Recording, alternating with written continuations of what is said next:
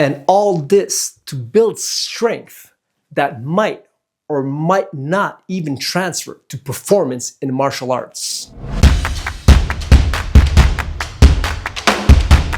What's up guys, Hong Nguyen OG Fitness. Welcome back to the channel. If you guys are new, this channel is all about fitness for judo and martial arts for older guys. Myself, I'm 47 years old, black belt in judo, blue belt in BJJ, lifelong martial artist. Today, we're gonna talk about weights or no weights for judo. This is actually part 3. So let me read you guys the comment and we'll dive right in.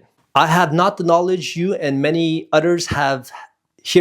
So my questions are from a layman's perspective. I'd be grateful for your thoughts on the following. Regarding the up and down of weightlifting, doing many reps of something like handstand push-up is comparable, not the same, to doing a military press with a barbell of almost one's body weight, minus the arm's mass. It's still roughly up and down motion. The same goes for push-ups, pull-ups, pistol squats, and one-limbed progressions of those. I would think many people apply the principles of progressive overload to calisthenics. Example, incline push-ups, normal push-ups, decline, one arm.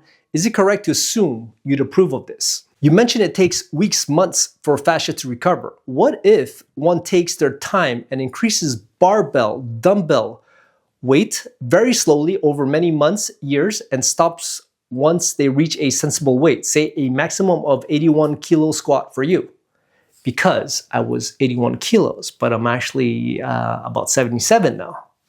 You know, getting rid of some fat here for, for you guys, for myself, for the channel, for my vacation. Okay, moving on.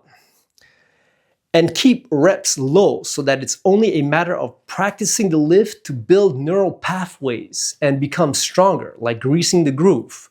4, these would not be muscle building sessions. Higher reps would be left to the body weight movement. The weightlifting would purely be practicing and staying fresh and not a workout in the usual sense of the term. 5, I know little about the fascia, but since it's part of the body, of course, one must maintain and strengthen this too. This all certainly makes sense. You've given me new food for thought and research. Thank you. 100% I approve of calisthenics. And the reason why is if you follow proper progression with body weight exercises, it's actually self-correcting. So what that means is that you won't be able to do the next exercise if you haven't already mastered the previous one. So until your tendons, ligaments, muscles are ready, even mobility-wise with certain exercises, you won't be able to move forward. When you could progress to the next exercise, the next progression, that means that your connective tissue is ready. Your muscles are ready and adapted for the most part. When you really think about it, it means no shortcuts. Whereas with weights, when you add weights, you can kind of shortcut your deficiencies. And so you're moving your muscles forward while your fascia is lagging behind, and that's going to cause problems. So in regards to the second question about what if we did our squats and all that very slowly, we add weights very progressively, slowly as well, and then, stop when we get to a certain weight. I still wouldn't recommend it. The juice ain't worth the squeeze. When you do a back squat, you're compressing the spine.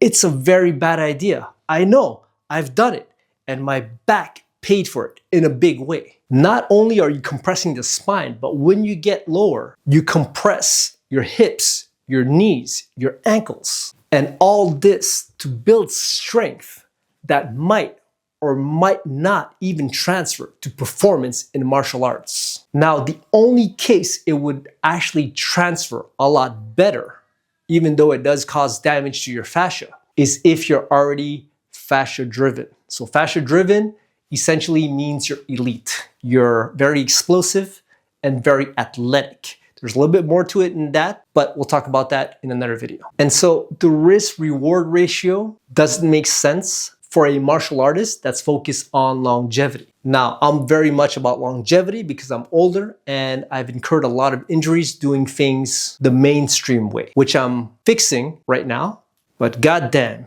it's a lot of work. And if I had to do it again, I wouldn't. I would do it the way I'm explaining to you guys now. There are a lot better ways, in my opinion, to train the legs for martial arts performance. For the third question, even with low reps, even if you did it slow and controlled, I don't like it, because I'll give you an analogy. Let's say you have a door. You could kick the door open hard, or you could kick the door open softly. So if you kick it hard and you do that, like, let's say 100 times, what's going to happen? The hinges are going to fly off. They're going to break. That's where all the pressure is. Now, if you kick the door open softly, let's say instead of 100 times, you do it 10,000 times, well, guess what? The hinges are still going to wear out. They're still going to break. It's just a matter of time. So it's not about the intensity. It's about the repetition, because it hits the same structural points. It loads them at the same spot, the hinges in this case. So the result is the same. It's just a matter of time before something breaks. And once again, compressing the spine, very bad idea. Think of it this way. If I were to damage your spine, you would be a paraplegic. That's it. It's game over. Don't go there. You want to take care of the spine and make it strong and healthy, not compress the damn thing by putting a heavy barbell on your back. But if you gotta squat, my friend, Zercher squats. So you put the bar here in the crooks of your arm, elbow, right here, and you hold it like this, and you go up and you do box squats with that. So you're not going too low. You're sitting down on a box or a bench, same thing, right, at about 90 degrees, and then you pop back up. Of course, you gotta keep your core engaged the whole time. Don't just flop down and curve your back when you're sitting down, but that's a lot safer. There's no direct compression on the spine. It forces you to keep your back upright. Worst thing, you just drop the weight. And I believe that one to be a lot more transferable to martial arts, or at least a lot safer way to build up the size of your leg and the strength of your legs. And because it puts so much emphasis on the core is super important in athletic performance. Therefore, martial art performance. For the fourth question, I see where all this is coming from. It comes from Pavel Tsatsouline. He's the one who basically brought the kettlebell to America.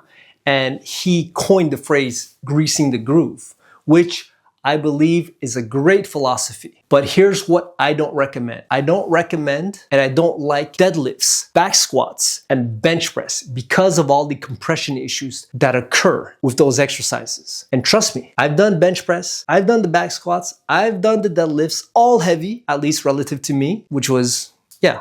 And I hurt myself in a big way. And now I have to fix all these problems. And it's taking me a lot of time. I'm doing major headway when it comes to that. So my body is feeling better and better now. Only because I switched up. I stopped that completely. And I started doing all the things that I'm doing now. And the fascia perspective, that made the biggest difference. They all did. They all had a part to play. But I would say this fascia thing, I think it's giving me 80% of my results right now in actually a very short period of time, which is amazing. But at least for a long while now, I've been limiting the damage because I've stopped these 3 exercises.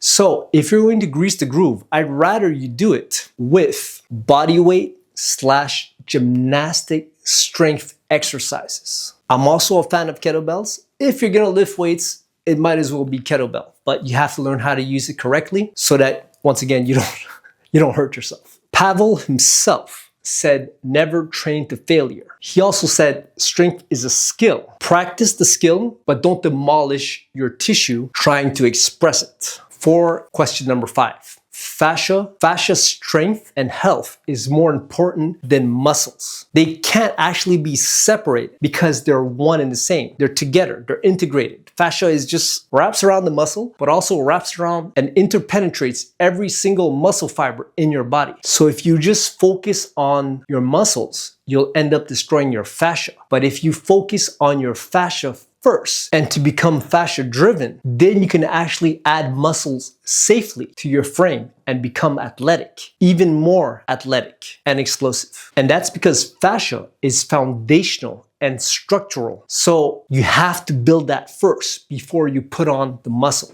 If you try to do the opposite, you're building a castle on sand, and it's gonna be all show, no go. And if you're already fascia driven, so you're already very athletic and explosive, but because you don't understand the fascia perspective and you just do what mainstream basically promotes, which is weightlifting, getting bigger muscles, then what you're doing is you're chipping away at your foundation and your structure. And when that breaks, so will you. Question: which exercise has messed you up the most? Was it the bench press, the back squat, or the deadlift? And what exercise or exercises have you used to replace them? Comment down below. I'll see you guys in the next one. Peace.